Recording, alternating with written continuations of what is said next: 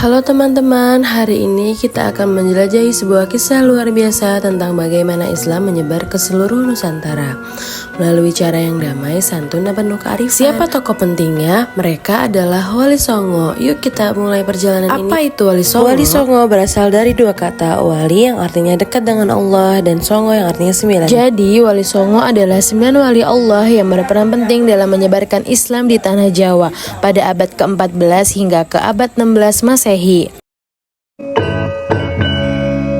Sunan Gresik Maulana Malik Ibrahim, Sunan Ampel Raden Rahmat, Sunan Giri Muhammad Ainul Yakin, Sunan Bonang Maulana Maktum, Sunan Derajat Raden Kosim, Sunan Kalijogo Raden Said, Sunan Muria Raden Umar, Sunan Kudus Ja'far Shadiq, Sunan Gunung Jati Syarif Hidayatullah.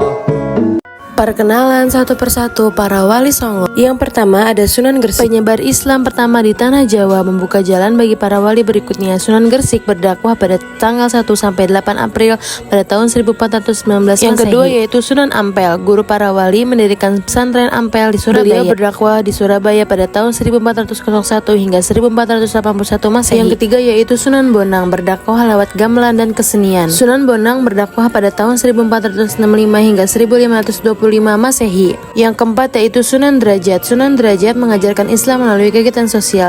Beliau berdakwah pada tahun 1470 hingga 1522 Masehi melalui kegiatan sosial bersama masyarakat. Yang kelima yaitu Sunan Kalijaga.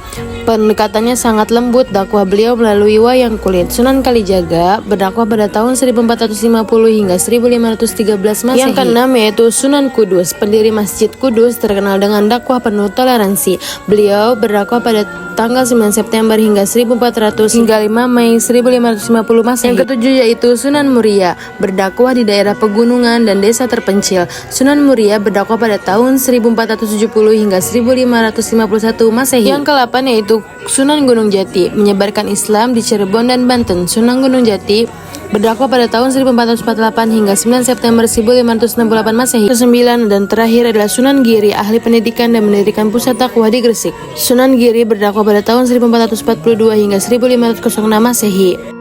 Menurutmu, wali manakah yang paling menarik? Metode dakwah Wali Songo. Wali Songo sangat cerdas dan bijak. Mereka tidak memaksa orang masuk Islam, tetapi berdakwah dengan pendekatan dan budaya. Contoh metode dakwah Wali Songo: wayang kulit dibawakan oleh Sunan Kalijaga, gamelan dan tembang dibawakan oleh Sunan Bonang, bangunan pesantren dibawakan oleh Sunan Ampel. Berikut ini contoh video dakwah yang dibawakan oleh Sunan Kalijaga, yaitu wayang kulit.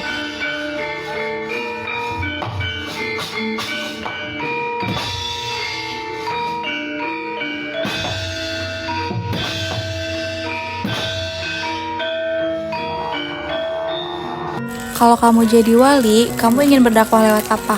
Pilihannya ada kesenian, pendidikan, sosial, dan media digital.